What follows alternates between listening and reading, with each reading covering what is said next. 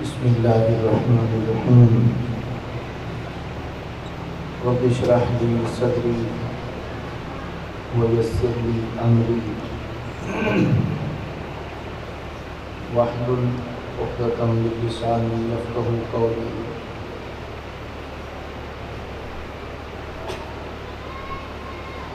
الحمد لله وحده الصلاة والسلام على من لا نبي بعده وعلى آله وأصحابه الذين أوفوا عهده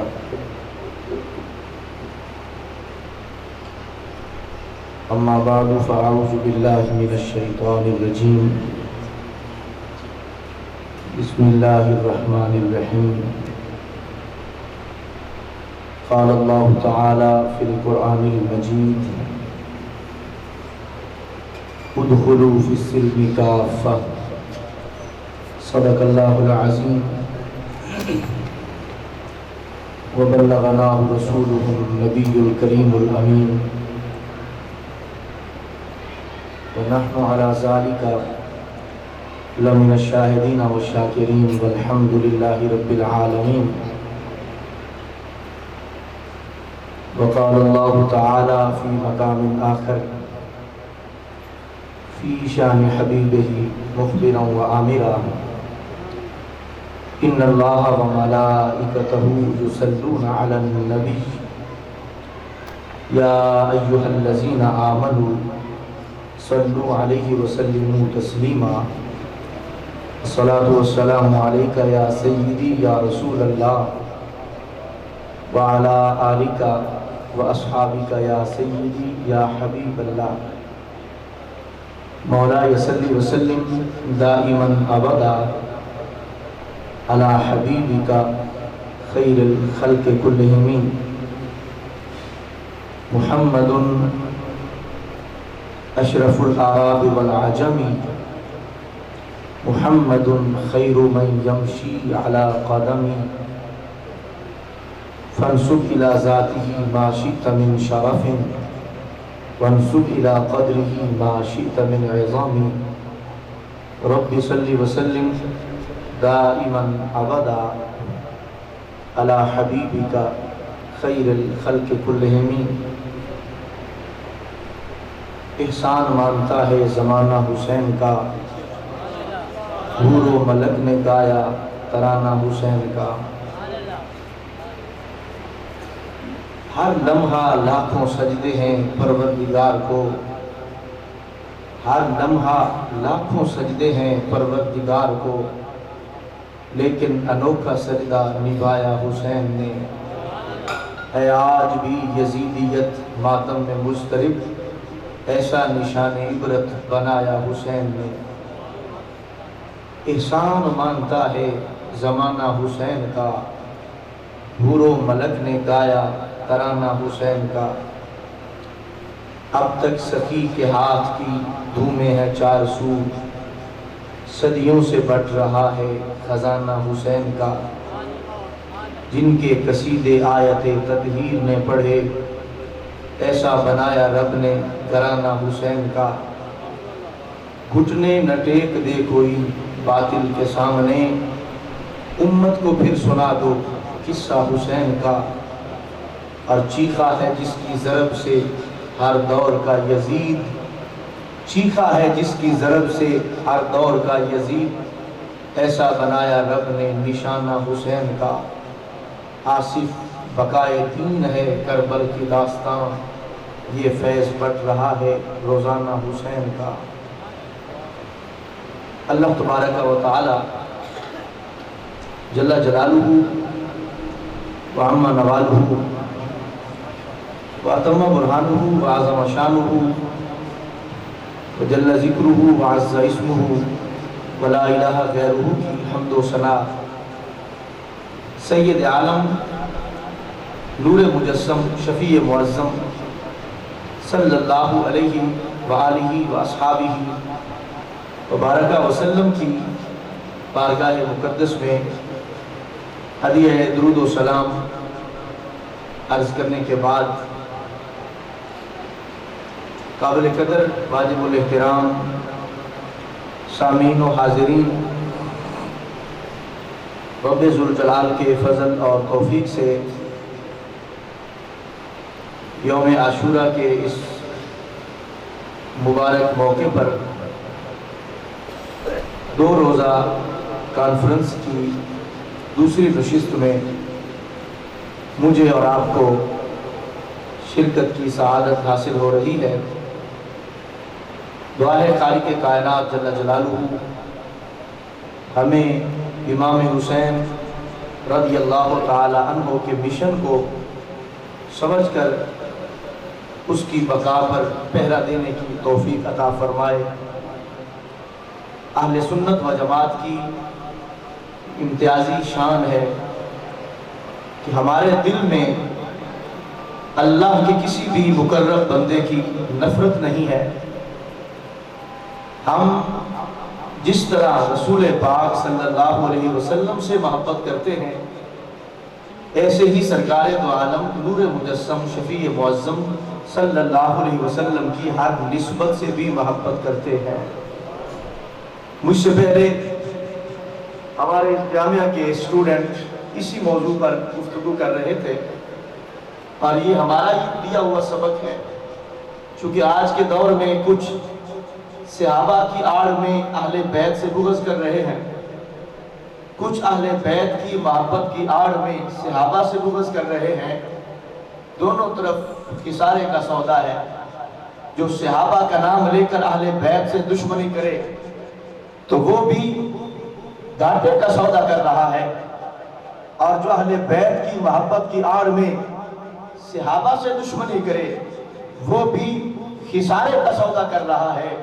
دنیا و آخرت میں عزت اور آبرو کا پیغام وہ دے رہا ہے جو سرکار مدینہ کے صحابہ سے بھی محبت کرتا ہے اور سرکار کی اہل بیت سے بھی محبت کرتا ہے۔ اہل سنت و جماعت ہم ہیں رضا والے۔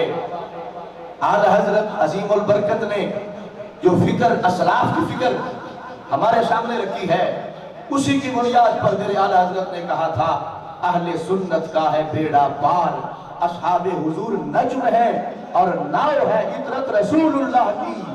اعلی حضرت عظیم البرکت فرماتے ہیں اہل سنت تمہیں محشر کی گرمی سے ڈرنے کی ضرورت نہیں ہے، تمہارا بیڑا یہاں بھی پار ہے، تمہارا بیڑا وہاں بھی پار ہے۔ اس واسطے کہ رب ذوالجلال نے تمہیں اہل بیت جیسی کشتی عطا فرمائی ہے اور رب نے تمہیں صحابہ جیسے ستارے عطا فرمائے ہیں۔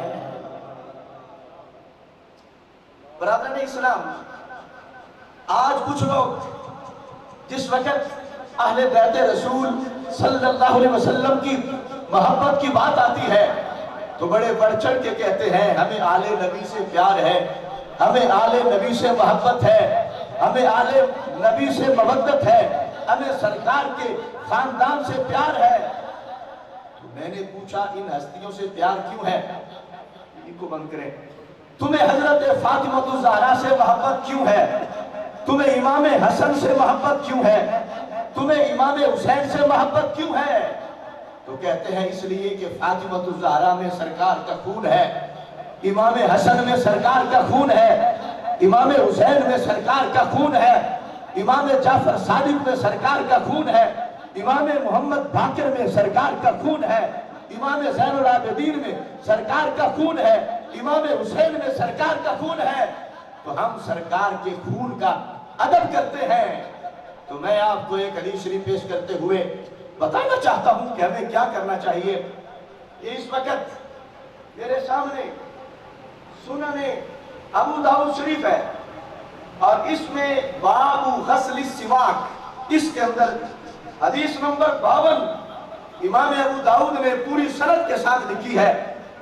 تو اس کو ذرا سنیں اور پھر پتہ چلے کہ ہمارا راستہ کیا ہونا چاہیے اور کون سا راستہ ہے جس سے ہمیں محفوظ رہنا چاہیے۔ حضرت عائشہ صدیقہ رضی اللہ تعالی عنہا، کون عائشہ؟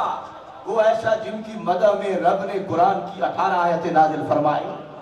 وہ حضرت عائشہ صدیقہ جن کے بارے میں میرے آقا علیہ السلام فرماتے ہیں میں اپنی ازواج مطہرات میں سے کسی اور بیوی کے بستر میں ہوں تو اللہ کی وحی نازل نہیں ہوتی، لیکن عائشہ صدیقہ کا بستر اتنا مقدس ہے کہ میں عائشہ کے بستر میں بھی ہوتا ہوں تو جبریل امین وحی لے کر نازل ہو جاتے ہیں۔ وہ حضرت عائشہ صدیقہ رضی اللہ تعالی عنہ جن سے سرکار کو اتنا پیار تھا کہ میرے آقا علیہ السلام اپنی ساری ازواج مطہرات سے پیار کرتے تھے، مگر میرے آقا علیہ السلام کسی زوجہ سے بھی اتنا پیار نہیں کرتے تھے جتنا پیار میرے آقا حضرت عائشہ صدیقہ سے کرتے تھے۔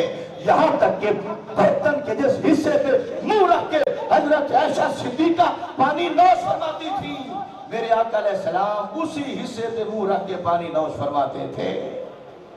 وہ حضرت عائشہ صدیقہ جو حضرت صدیق اکبر جیسے عظیم صحابی کی بیٹی ہے، کون صدیق جن کے مرتبے کا انسان نہ پہلی امت میں ہے نہ اس امت میں ہے۔ حضرت عائشہ صدیقہ کے بارے میں آج لوگ بڑی بڑی باتیں کرتے ہیں، میں آج اس مرکز علم و حکمت میں پابند طہل یہ کہنا چاہتا ہوں، جو میری عائشہ کا نہیں وہ کسی فائشہ کا ہے۔ ہم نے صدیق اکبر سے بھی پیار کیا ہے، ہم نے عائشہ صدیقہ سے بھی پیار کیا ہے، ہم نے سرکار کی ہر نسبت سے پیار کیا ہے۔ ارے یہ تو بڑی مقدس ہستیاں ہیں، میرے نبی کے صحابہ تو ہمیں یہ پیغام دے گئے کہ صدیق اکبر تو بڑی شان والے ہیں، حسن و حسین تو بڑی شان والے ہیں۔ میرے نبی کو تو کدو سے بھی پیار ہو جائے تو ہم اس کدو سے بھی پیار کرتے ہیں۔ جو کدو سے پیار کرے وہ صدیق سے پیار کیوں نہیں کرتا ہوگا؟ پتہ چلا اہل سنت کی یہ شان ہے کہ ہم سرکار سے بھی پیار کرتے ہیں اور سرکار مدینہ کی ہر نسبت سے بھی پیار کرتے ہیں۔ تو میں یہ عرض کرنا چاہتا ہوں، ام المومنین حضرت سیدہ عائشہ صدیقہ رضی اللہ تعالی عنہ کہتی ہیں، کانا نبی اللہ صلی اللہ علیہ وسلم یستاک۔ ام المومنین حضرت عائشہ صدیقہ فرماتی ہیں، آقا علیہ السلام کو مسواک سے بڑی محبت تھی۔ آقا دو جہاں حضرت محمد مصطفیٰ صلی اللہ علیہ وسلم مسواک کرتے تھے، اور جب مسواک کر لیتے تو پھر کیا کرتے؟ فَيُعْتِينِي السِّوَاكَ لِأَغْسِلَهُ۔ ام المومنین حضرت سیدہ طیبہ طاہرہ عابدہ زاہدہ تقیہ زکیہ نقیہ مفکرہ محدثہ عالمہ مجتہدہ حضرت عائشہ بنت صدیق رضی اللہ تعالی عنہ کہتی ہے کہ سرکار دو عالم مسواک کرتے تھے اور مسواک کر کے اپنا استعمال شدہ مسواک مجھے دیتے تھے کہ اے عائشہ یہ مسواک دھو کر لاؤ۔ اب مجھے بتاؤ جو مسواک آپ کرتے ہیں کیا اس مسواک میں تمہارا لعاب شامل ہوتا ہے یا نہیں ہوتا؟ جو مسواک اپنے دانتوں پر آپ پھیرتے ہیں، اپنے منہ میں پھیرتے ہیں، کیا اس مسواک میں آپ کے لعاب، آپ کا تھوک شامل ہوتا ہے یا نہیں ہوتا؟ ویسے ہی جو مسواک سرکار نے کیا تھا اس میں سرکار کا لعاب شامل تھا۔ میرے آقا علیہ السلام نے وہ مسواک حضرت عائشہ کو دیا، اے عائشہ یہ مسواک دھو کر لاؤ۔ عائشہ صدیقہ کہتی ہے میں کیا کرتی تھی؟ کہا فَأَبْدَوْ بِهِ فَأَسْتَاكُ ثُمَّ أَغْسِلُهُ۔ سرکار اپنا مسواک استعمال شدہ مجھے دیتے تھے کہ یہ دھو کر لاؤ، تو میں دھونے سے پہلے سرکار کا استعمال شدہ مسواک خود اپنے منہ میں استعمال کرتی تھی۔ کیوں؟ کہ اس مسواک میں سرکار کا لعاب دہن لگا ہوا ہے، دھونے سے تو وہ لعاب ختم ہو جائے گا، تو میں دھونے سے پہلے اس مسواک کو اپنے دانتوں میں پھیرتی ہوں تاکہ سرکار کا لعاب میرے منہ میں چلا جائے اور مجھے سرکار کے لعاب سے برکت حاصل ہو جائے۔ اب یہ حدیث ابو داؤد شریف میں واضح کر رہی ہے کہ حضرت ام المومنین عائشہ صدیقہ رضی اللہ تعالی عنہ کے بدن میں سرکار کا لعاب شامل ہے یا نہیں؟ اب دو طرفیں ہیں، ایک طرف ام المومنین حضرت عائشہ صدیقہ ہے اور دوسری طرف حضرت فاطمہ الزہرا ہے، حضرت امام حسن ہے، حضرت امام حسین ہے۔ تو حضرت فاطمہ میں سرکار کا خون شامل ہے، امام حسن میں سرکار کا خون شامل ہے، امام حسین میں سرکار کا خون شامل ہے، اور حضرت عائشہ میں میرے نبی کا لعاب شامل ہے۔ آج جو عائشہ صدیقہ کا ادب تو کرے اور فاطمہ زہرا کا ادب نہ کرے، وہ خون رسول کا، وہ لعاب رسول کا ادب تو کر رہا ہے اور خون رسول کا ادب نہیں کر رہا۔ اور جو حضرت فاطمہ، جو حضرت عائشہ صدیقہ سے ادب کرتا ہے اور فاطمہ زہرا سے نہیں کرتا، وہ لعاب رسول کا ادب تو کر رہا ہے اور خون رسول کا ادب نہیں کر رہا۔ یہ اہل سنت تمہاری شان ہے کہ تم خون رسول کا ادب بھی کرتے ہو، لعاب رسول کا ادب بھی کرتے ہو۔ چونکہ پیار ہے سرکار سے اور سرکار کی نسبت سے، حضرت فاطمہ میں سرکار کا خون شامل ہے، حضرت عائشہ میں سرکار کا لعاب شامل ہے۔ جو لعاب رسول کا ادب کرے اور خون رسول کا ادب نہ کرے وہ بھی گھاٹے میں ہے، اور جو خون رسول کا ادب کرے، لعاب رسول کا ادب نہ کرے وہ بھی گھاٹے میں ہے۔ اور جنت کا راستہ اسے ملتا ہے جو خون رسول کا ادب بھی کرتا ہے، لعاب رسول کا ادب بھی کرتا ہے، جس کی سند میں کوئی مسئلہ نہیں، کوئی جرح نہیں، کوئی سکم نہیں، کوئی ضعف نہیں، اور یہاں سے حدیثیں پڑھ کے پھر اہل سنت کا عقیدہ بیان کیا جاتا ہے۔ اب اس سے دو حدیثیں میں بیان کر کے آپ کے عقیدے کو ذرا جلا بخشنا چاہتا ہوں۔ سنیں کہ اہل سنت کون ہوتے ہیں۔ یہ آپ کے سامنے میں دو حدیثیں پیش کروں گا تاکہ آپ کا ایمان تازہ ہو جائے۔ سب سے پہلے نمبر پر یہ حدیث بڑی قابل غور ہے۔ آج لوگ کہتے ہیں صحابہ کو اہل بیت سے بڑی عداوت تھی، اہل بیت کو صحابہ سے عداوت تھی۔ میں نے کہا خدا کی قسم ایسی کوئی بات نہیں تھی۔ صحابہ اہل بیت سے پیار کرتے تھے، اہل بیت صحابہ سے پیار کرتے تھے، اور سنی ان دونوں سے پیار کرتے ہیں۔ اس کی دلیل کیا ہے کہ صحابہ کو اہل بیت سے پیار ہے، اہل بیت کو صحابہ سے پیار ہے۔ اس کی دلیلیں تو ہزاروں ہیں، مگر ان ہزاروں دلائل میں سے ایک دلیل یہ ہے کہ صحابہ کی زبان سے شان اہل بیت ملتی ہے اور اہل بیت کی زبان سے شان صحابہ ملتی ہے۔ اگر ان میں سے کسی ایک کو دوسرے سے نفرت ہوتی، اگر صحابہ کو اہل بیت سے بغض ہوتا تو صحابہ اہل بیت کی شان بیان نہ کرتے۔ اگر اہل بیت کو صحابہ سے عداوت ہوتی تو اہل بیت صحابہ کی شان کو بیان نہ کرتے۔ جب اہل بیت صحابہ کی شانیں بیان کر رہے ہیں اور صحابہ اہل بیت کی شانیں بیان کر رہے ہیں تو پتہ چلا یہاں عداوت کی کوئی بات نہیں تھی، بلکہ صحابہ اہل بیت سے پیار کرتے تھے اور اہل بیت صحابہ کرام سے پیار کرتے تھے۔ یہ میرے سامنے سنن ابن ماجہ ہے، اس کے اندر حدیث نمبر 118 ہے، اور اس کے راوی ہیں حضرت عمر کے بیٹے حضرت عبداللہ بن عمر۔ زبان ہے صحابی کی، شان اہل بیت کی، زبان ہے حضرت عمر کے بیٹے کی، شان ہے رسول پاک کے بیٹے کی۔ اگر عمر کی اولاد میں بغض اہل بیت ہوتا تو شان فاروق اعظم سننے والوں حضرت عمر کا بیٹا حسن و حسین کی شان کبھی بیان نہ کرتا۔ جب حضرت عمر کا بیٹا حسن و حسین کی شان بیان کر رہا تھا تو کائنات کو سبق دے رہا تھا کہ عمر کی آغوش میں پرورش پانے والے رسول اللہ کی اہل بیت کی توہین نہیں کرتے۔ حضرت عمر کی اولاد حضور کے صحابہ کا بھی ادب کرتی ہے، حضور کی اہل بیت کا بھی ادب کرتی ہے۔ یہ سنو، حضرت عبداللہ بن عمر کہتے ہیں قال رسول اللہ صلی اللہ علیہ وسلم، حضرت عبداللہ بن عمر کہتے ہیں ہمارے آقا علیہ السلام حضرت محمد مصطفیٰ صلی اللہ علیہ وسلم ارشاد فرماتے ہیں، کیا فرماتے ہیں؟ سرکار نے فرمایا الحسن والحسین سیدہ شباب اہل الجنہ۔ میرے آقا علیہ السلام نے فرمایا دنیا والوں جس نے جنتی جوانوں کے سردار دیکھنے وہ امام حسن کو دیکھے، امام حسین کو دیکھے کہ ان کو رب ذوالجلال نے صرف جنتی نہیں بنایا بلکہ رب نے ان کو جنتی جوانوں کا بھی سردار بنا دیا ہے۔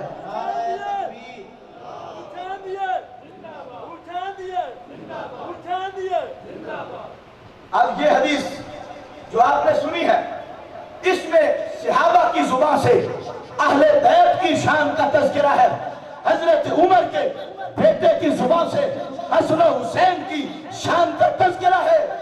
اور دوسری طرف سنو، تمہیں پتا چلے کہ ان میں کتنی محبت والا رشتہ موجود تھا۔ اور یہ حدیث اکثر لوگ تم سے چھپاتے ہیں، کیونکہ اس بات میں پھر پیسے نہیں ملتے، اس پہ نذرانے نہیں ملتے، اس پہ لوگ ہاتھ نہیں چومتے، اس کو بیان کرنے سے لوگ جلسوں پہ بلانا چھوڑ جاتے ہیں۔ مگر ہماری سوچ یہ ہے، میرے امام نے کہا تھا ماہ مدینہ اپنی تجلی عطا کرے، یہ ڈھلتی چاندنی تو پہر کی ہے، پڑے کروں مدح اہل دل غزا، پڑے اس بلا میں میری بلا، میں گدا ہوں اپنے کریم کا، میرا دین پڑے نہ نہیں، ہم نے کھایا ہے مصطفیٰ کا کھایا ہے، ہم نے کھایا ہے تو صحابہ کا کھایا ہے، ہم نے کھایا ہے تو اہل بیت کا کھایا ہے۔ اس لیے ہم کسی کی جیب کو نہیں دیکھتے، ہم دیکھتے ہیں یہ خدا کی نگاہ رحمت کو دیکھتے ہیں، یہ مصطفیٰ کریم علیہ السلام کی نگاہ شفقت کو دیکھتے ہیں۔ اس واسطے یہ حدیث پیش کر رہا ہوں جس کے راوی ہے حضرت علی شیر خدا، وہ علی جن کے بارے میں میرے آقا نے فرمایا تھا کل میں اس مرد کو جھنڈا دوں گا جس کے ہاتھ پہ رب مسلمانوں کو فتح عطا فرمائے گا، جو رب سے پیار کرتا ہے رب اس سے پیار کرتا ہے۔ وہ علی، جب سرکار نے حضرت فاطمہ کا رشتہ مولا علی سے کیا تھا تو میرے نبی نے ارشاد فرمایا تھا کہ میں نے فاطمہ کا رشتہ علی کے ساتھ اپنی مرضی سے نہیں کیا، میں نے عرش والے رب کی مرضی سے کیا ہے۔ آج ہماری بہنوں کے رشتے ہماری خواہش سے ہوتے ہیں، ہماری بیٹیوں کے رشتے ہماری خواہش سے ہوتے ہیں، اور علی اور فاطمہ وہ ہے جن کے رشتے زمین پہ نہیں عرشوں پہ ہوتے ہیں۔ وہ علی، نعرہ رسالت، نعرہ تحقیق، نعرہ حیدری، حسینیت، ہاتھ چاہتے حسینیت، یزیدیت۔ اب مولا علی کی زبان ہے، پہلے زبان تھی فاروق اعظم کے بیٹے کی، شان تھی امام حسن کی، اب زبان ہے مولا علی کی، اور شان ہے میرے صدیق کی، شان ہے میرے فاروق کی، شان ہے میرے نبی کے صحابہ کی۔ اور سرکار کیا فرماتے ہیں، توجہ کرنا، حضرت علی کہتے ہیں قال رسول اللہ صلی اللہ علیہ وسلم، میرے آقا علیہ السلام فرماتے ہیں ابو بکر و عمر سیدہ کہول اہل الجنہ من الاولین والآخرین الا النبیین والمرسلین۔ مولا علی کہتے ہیں میں نے اپنے کانوں سے سرکار مدینہ کو یہ فرماتے ہوئے سنا تھا، میرے آقا فرماتے ہیں جنتی بوڑھوں کے سردار دیکھنے ہوں تو ابو بکر صدیق کو دیکھ لو، عمر فاروق کو دیکھ لو۔ اب یہ حدیث کہ حضرت ابو بکر صدیق جنتی بوڑھوں کے سردار ہے، حضرت عمر فاروق جنتی بوڑھوں کے سردار ہے، یہ حدیث آپ سے کیوں چھپائی جاتی ہے؟ نذرانے لینے کے لیے۔ خدا کی قسم ہم آپ سے نذرانہ نہیں لیتے، ہم نگاہ مصطفیٰ سے نذرانہ لیتے ہیں، ہم ماہ مدینہ سے نذرانہ لیتے ہیں۔ زمین پر سونا مل جانے سے بھی محمد نواز سادی کو اتنی خوشی نہیں ہوتی جتنی خوشی ایک بار سرکار کے مسکرا کر دیکھنے سے ہو جاتی ہے۔ اب دیکھو، توجہ کرو، حضرت صدیق اکبر اور حضرت عمر فاروق یہ جنتی بوڑھوں کے سردار ہیں، اور حضرت امام حسین اور امام حسن جنتی جوانوں کے سردار ہیں۔ آپ سوچیں گے کہ جنت میں تو سارے جمع ہوں گے، کوئی بوڑھا نہیں ہوگا، کیونکہ جنت کی نعمتوں میں سے ایک نعمت جوانی ہے، تو پھر جب جنت میں کوئی بوڑھا ہوگا نہیں تو ابو بکر سردار کس کے ہوں گے؟ جب جنت میں کوئی بوڑھا ہوگا نہیں تو عمر فاروق سردار کس کے ہوں گے؟ تو محدثین کہتے ہیں اس کا مطلب دنیا کے لحاظ سے ہے، دنیا میں جس کی موت جوانی میں ہو گئی اس کے سردار حسن و حسین ہوں گے، دنیا میں جس کی موت بڑھاپے میں ہو گئی اس کے سردار ابو بکر صدیق اور عمر فاروق ہوں گے۔ اب یہ دونوں حدیثیں پیش کر کے میں نتیجہ خیز کرنا چاہتا ہوں اور تمہاری عظمت کو سلام کہنا چاہتا ہوں۔ بحمدللہ ملا حق سے عقیدہ اہل سنت کا، پڑھا ہے قدسیوں نے بھی قصیدہ اہل سنت کا، کسی بھی ایڑ کی جانب نہیں اٹھتی نظر اپنی، خدا نے بھر دیا اتنا خزانہ اہل سنت کا، زمین ہے اہل سنت کی، زمانہ اہل سنت کا، بنایا رب نے جنت میں ٹھکانہ اہل سنت کا۔ اب ایک آواز کرو، نعرہ تکبیر، نعرہ رسالت، نعرہ حیدری، علماء اہل سنت، حسینیت، یزیدیت، اب یہ حدیث صحیح ستہ سے سنن ابن ماجہ سے جو میں پیش کر رہا ہوں، ایک حدیث حسن حسین کی سرداری کو بیان کر رہی ہے اور دوسری حدیث ابو بکر و عمر کی سرداری کو بیان کر رہی ہے۔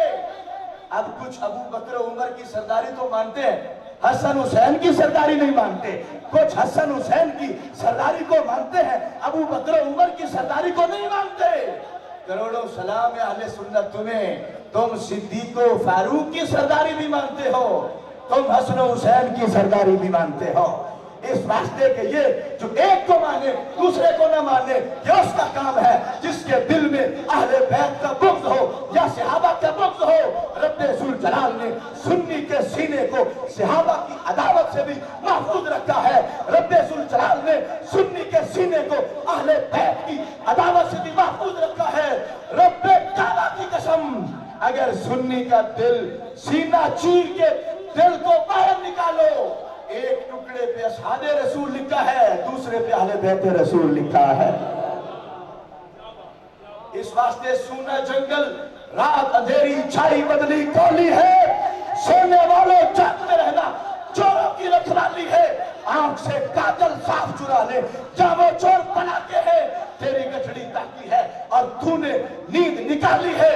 ہر طرف ایمان کے لٹیرے بیٹھے ہیں، ایمان کے ڈاکو بیٹھے ہیں، کوئی صحابہ کی محبت کو چرانا چاہتا ہے، کوئی اہل بیت کی محبت کو چرانا چاہتا ہے۔ ایک چوکیدار امام محمد رضا ہے جس کے فتاوی رضویہ کے پاس چند منٹ بھی بیٹھ جاؤ تو دل حب صحابہ سے بھی چمکدار ہو جاتا ہے، حب اہل بیت سے بھی چمکدار ہو جاتا ہے۔ توجہ کرنا میری طرف، اس وقت دونوں تھڑے خسارے میں ہے، کوئی خارجی ہے کوئی رافضی ہے، دونوں خسارے میں ہے۔ وہ سکہ خارجیت والا بھی کھوٹا ہے، وہ سکہ رافضیت والا بھی کھوٹا ہے، اور جو سکہ دنیا میں بھی چلتا ہے، قبر میں بھی چلتا ہے، حشر میں بھی چلتا ہے، جنت میں بھی چلتا ہے، اس سکے کو خارجی رافضی نہیں، اس سکے کو سنی کہا جاتا ہے۔ ایک طرف مستدرک للحاکم میں میرے آقا علیہ السلام کی یہ حدیث ہے، سرکار فرماتے ہیں لو ان رجلا سافر بین الرکن والمقام فصلی وصام ثم لقی اللہ وهو مبغض لأہل بیت محمد دخل النار۔ توجہ ہے یہ کوئی نہ؟ تو ہم تاری تو پچھلے ہی بول چھوڑو ذرا، ماشاءاللہ توجہ کریں۔ اب اعلی حضرت کی فکر کی میں بات کر رہا ہوں، یہ 27 اگست کی فتح بھی اعلی حضرت کی فتح ہے، یہ 27 اگست کی شکست بھی اعلی حضرت کے دشمن کی شکست ہے، اور یہ مت سمجھے کہ ان کی جان چھوٹے گی، رب کعبہ کی قسم جب تک بدن میں جان رہے گی ہم خارجیت اور رافضیت کو قدموں کے نیچے رمض کر اہل سنت کے پرچم کی بلندی کا کام کرتے رہیں گے۔ نعرہ رسالت، نعرہ تحقیق، نعرہ حیدری، نعرہ حیدری، حسینیت، کربلا کا شاہ حسین۔ ساڑھے رقیب میں لگتا تھک گیا ہے کیونکہ راتی جوش کو ہوتا ہی ہوں تھوڑا ہے، کوئی بات نہیں، ہم جوش ہی تو بھر رہے ہیں، ہماری تو تدریس پہ سارا دن غیرت ہی بھری جاتی ہے، ہم کہتے ہیں علم تھوڑا بھی ہو تو گزارا ہو جائے گا، اور غیرت میں تھوڑی سی بھی کمی آ گئی تو کام سودا خسارے والا ہو جائے گا۔ اس واسطے علم اتنا ضروری نہیں جتنی غیرت ضروری ہے۔ علم اتنا ضروری نہیں جتنا دین ضروری ہے، کیونکہ دین کتابوں سے نہیں آتا، دین اعلی حضرت کے غلاموں کی طرف سے آتا ہے۔ دین مجو اندر کتب ہے بے خبر، علم از کتب دین از نظر۔ عاشق کہتے ہیں کہ کتابیں پڑھتے ہوئے دین کتابوں سے نہ ڈھونڈو، علم کتابوں سے ملتا ہے اور دین کسی صاحب نظر کی نظر سے ملتا ہے۔ یہ فیضان نظر تھا یا کہ مکتب کی کرامت تھی؟ سکھائے کس نے اسماعیل کو آداب فرزندی؟ یہ ساری وہی داستان ہے۔ تو میں نے جو حدیث شریف کا متن پڑھا ہے اس کی ٹرانسلیشن اور تشریح کر رہا ہوں، آپ توجہ فرمائیں۔ میرے آقا علیہ السلام کے غلاموں، دیکھنا آج اگر کسی کا 1 گھنٹے کی محنت بھی ضائع ہو جائے تو اس کے لیے کتنے بڑے خسارے کا سودا ہے، اور جس کی پوری زندگی کی محنت ضائع ہو جائے وہ کتنے بڑے گھاٹے میں ہے، کتنے بڑے خسارے میں ہے، کتنے بڑے نقصان میں ہے۔ توجہ کرو، رب کعبہ کی قسم، جس طرح تم پہ نماز فرض ہے، روزہ فرض ہے، زکوٰۃ فرض ہے، حج فرض ہے، جہاد فرض ہے، اسی طرح تم پہ محبت اہل بیت بھی فرض ہے۔ میرے آقا علیہ السلام فرماتے ہیں اگر کوئی شخص چلا جائے مسجد حرام میں رکن یمانی اور مقام ابراہیم کے درمیان بیٹھ جائے اور وہاں پر کیا کرے؟ نفل پڑھے، روزے رکھے، مجاہدہ کرے، ریاضت کرے، عبادت کرے، اللہ اللہ کرے، تسبیح پڑھے، ماتھے پہ محراب پڑ جائے، فرمایا رکن یمانی اور مقام ابراہیم کے درمیان چلا جائے، وہاں ساری زندگی عبادت کرتا رہے، ریاضت کرتا رہے، نمازیں پڑھتا رہے، لیکن ہو کالا، دل کالا ہو، زبان کالی ہو، عقیدہ کالا ہو، نظریہ کالا ہو، فرمایا نمازیں پڑھے اس مسجد حرام میں کہ جس کے بارے میں میرے آقا علیہ السلام فرماتے ہیں اگر کوئی شخص مسجد حرام میں 1 نیکی بھی کرتا ہے تو رب اس 1 نیکی پہ 1,00,000 نیکی کا ثواب دیتا ہے۔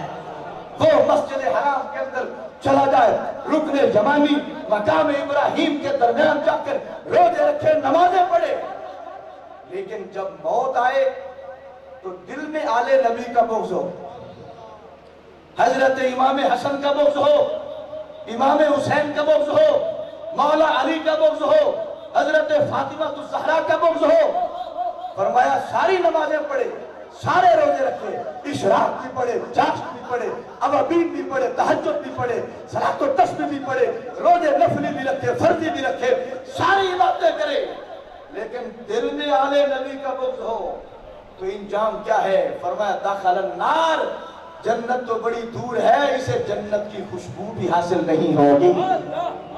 نعرہ تکبیر، نعرہ رسالت، شان اہل بیت، شان اہل بیت، شان صحابہ، شان صحابہ، شان اہل بیت، نعرہ تکبیر، نعرہ رسالت، نعرہ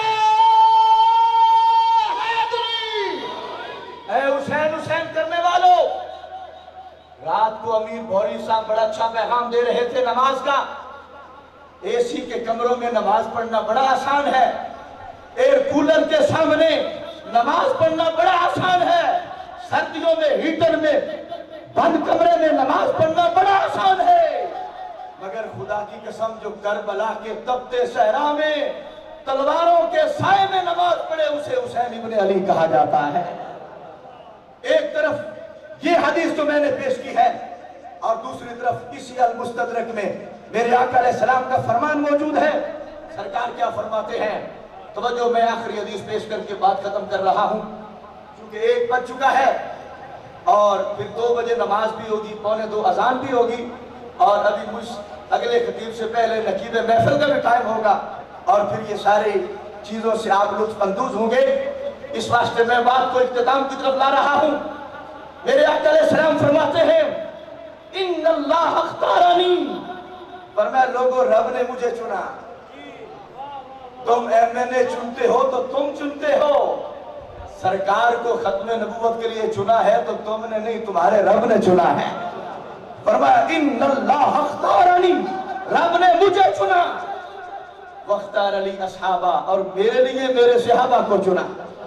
رب نے میرے لیے صدیق کو چنا، فاروق کو چنا، عثمان غنی کو چنا، شیر خدق کو چنا، حضرت امیر معاویہ کو چنا، ابو سفیان کو چنا، طلحہ کو چنا، سعد کو چنا، اور عبداللہ بن مسعود کو چنا، عبداللہ بن عباس کو چنا۔ سرکار فرماتے ہیں رب نے مجھے چنا اور میرے لیے میرے صحابہ کو چنا۔ اور پھر کیا ہوا؟ توجہ ہے نا؟ آج اگر ابو بکر صدیق کو سرکار چنتے کہ یہ میرا خلیفہ بنے، ہمیں تو پھر بھی منظور تھا، مگر درجہ اتنا ہے، سرکار فرماتے ہیں صدیق کو میں نے نہیں چنا، میرے رب نے چنا ہے۔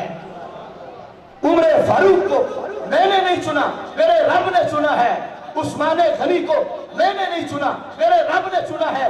علی المرتضیٰ کو میں نے نہیں چنا، میرے رب نے چنا ہے۔ ابو سفیان کو سرکار فرماتے ہیں میں نے نہیں چنا، میرے رب نے چنا ہے۔ امیر معاویہ کو سرکار فرماتے ہیں میں نے نہیں چنا، میرے رب نے چنا ہے۔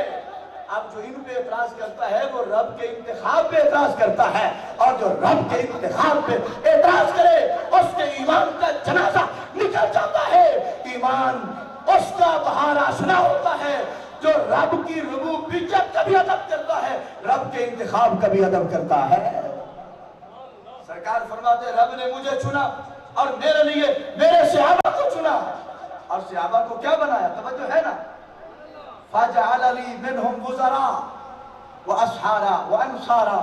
سرکار فرماتے ہیں میرے صحابہ میں سے کچھ وہ ہیں جن کو رب نے میرا وزیر بنایا، کچھ وہ ہیں جن کو رب نے میرا رشتہ دار بنایا۔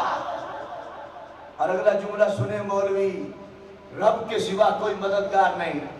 یہ حافظ کامران صاحب بیٹھے، ہم ان کے گھر میں دعوت کے لیے گئے عید سے 3-4 دن بعد، تو ان کے پڑوس والے گھر کے دروازے پہ لکھے تھا صرف اللہ مددگار، صرف اللہ مددگار۔ تو میں نے کہا پھر امریکہ بھی تمہارا یار، وہ کیا ہے جو نہیں ملتا خدا سے جسے تم مانتے ہو اغنیا سے؟ ہر چیز تو رب سے ملتی ہے، کیوں جاتے ہو دنیا داروں کے دروازے پہ؟ کہتے ہیں وہ کیا ہے جو نہیں ملتا خدا سے جسے تم مانگتے ہو اغنیا سے؟ میں نے کہا وہ چندہ ہے جو نہیں ملتا خدا سے جسے تم مانگتے ہو اغنیا سے۔ اگر اتنا پختہ تمہارا عقیدہ ہوتا تو پھر کھالوں کے لیے غیروں کے دروازوں پہ نہ جاتے۔ پتہ چلا مسئلہ شریعت کا نہیں، مسئلہ طبیعت کے بگاڑ کا ہے۔ اب جو لوگ کہتے ہیں رب کے سوا کوئی مددگار نہیں ہے، تو یہ حدیث سنو، سرکار فرماتے ہیں میرے صحابہ میں سے کچھ صحابہ کو رب نے میرا وزیر بنایا، کچھ صحابہ کو رب نے میرا رشتہ دار بنایا، وانصارا، اور کچھ صحابہ کو رب نے میرا مددگار بنایا۔ اگر رب کے سوا کسی اور سے مدد لینا شرک تھا تو انصار قرآن نہ کہتا۔ رب صحابہ کے ہاتھوں سے اپنے نبی کی مدد کروا کے کائنات کو سبق دینا چاہتا ہے۔ مدد رب کر سکتا ہے مگر اس کی مرضی ہے، چاہے تو مدد آپ کرتا ہے، چاہے تو اپنے پیارے بندوں سے پیارے بندوں کی مدد کروا دیتا ہے۔ نعرہ تکبیر، نعرہ تکبیر، اٹھا دیے، اٹھا دیے، اٹھا دیے، اٹھا دیے، اٹھا دیے۔ تو سرکار فرماتے ہیں کچھ صحابہ کو رب نے میرا وزیر بنایا، کچھ کو میرا رشتہ دار بنایا، کچھ کو میرا مددگار بنایا۔ اب کیا ہے؟ فرمایا فمن سبہم، جو میرے صحابہ کو گالی دے، میرے رشتہ داروں کو گالی دے، میرے مددگاروں کو گالی دے، میرے وزیروں کو گالی دے۔ ابو بکر کون ہے؟ سرکار کے وزیر ہیں، سرکار کے رشتہ دار ہیں۔ ابو بکر و عمر سرکار کے سسر ہیں، عثمان و علی سرکار کے داماد ہیں، ابو سفیان سرکار کے سسر ہیں، امیر معاویہ سرکار کے سالے ہیں۔ تم کہتے ہو وہ در والے ہیں، یہ گھر والے ہیں۔ اے نادانو، سسر در والا ہوتا نہیں سمجھ آئی تو ہم گل دی۔ در کا معنی ہے دروازہ، کہتے ہیں یہ صحابہ در والے ہیں، یہ دروازے تک رہتے ہیں، اور علی گھر والے ہیں، یہ اندر جاتے ہیں۔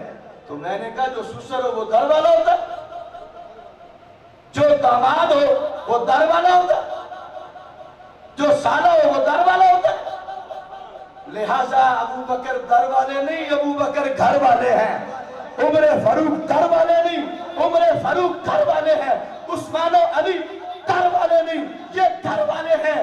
حضرت ابو سفیان امیر معاویہ، یہ اسلام کا اصول کہتا ہے ابو سفیان و امیر معاویہ سرکار کے در والے نہیں، سرکار کے گھر والے ہیں۔ اور سنی در والوں کا بھی ادب کرتا ہے، گھر والوں کا بھی ادب کرتا ہے۔ سرکار فرماتے ہیں فمن سبہم، جو میرے صحابہ کو، میرے رشتہ داروں کو، میرے وزیروں کو گالی دے، فعلیہ لعنت اللہ، اس پر رب کی لعنت ہے، والملائکہ فرشتوں کی لعنت ہے، والناس اجمعین سارے بندوں کی لعنت ہے۔ لا یقبل اللہ منہ یوم القیامت صرفا ولا عدلا، فرمایا جو میرے صحابہ کو گالی دے، میری وزیروں کو گالی دے، میرے رشتہ داروں کو گالی دے، میرے مددگاروں کو گالی دے، فرمایا قیامت کے دن نہ کوئی فرض اس کا قبول ہوگا، نہ کوئی نفل اس کا قبول ہوگا۔ بات ختم کر رہا ہوں۔ ایک حدیث کہتی ہے کہ اہل بیت کے دشمن کی نماز قبول نہیں، دوسری حدیث کہتی ہے کہ صحابہ کے دشمن کی نماز قبول نہیں۔ تو پھر کس کی قبول ہے؟ جب دونوں حدیثوں کو ملاؤ تو نتیجہ یہ نکلتا ہے نماز روزہ قبول تب ہوتا ہے جب دل میں سرکار کے صحابہ کا پیار بھی موجود ہوتا ہے اور سرکار کی اہل بیت کا پیار بھی موجود ہوتا ہے۔ یہ مرکز اہل سنت ہے، اس میں الحمدللہ اسی فکر کو پروان چڑھایا جاتا ہے کہ سرکار کی کسی نسبت کی بھی ادنا سی بے ادبی بھی برداشت نہیں۔ ہم تو وہ ہیں کہ سرکار تو سرکار ہیں، سرکار مدینہ کے نالین سے جو مٹی کا ذرہ لگ جاتا ہے اہل سنت اس ذرے کو بھی اپنی آنکھوں کا سرما بناتے ہیں۔ اللہ تبارک و تعالی ہم سب کی حاضری قبول فرمائے۔ وآخر دعوانا الحمدللہ۔ احباب ذی وقار ماشاءاللہ انتہائی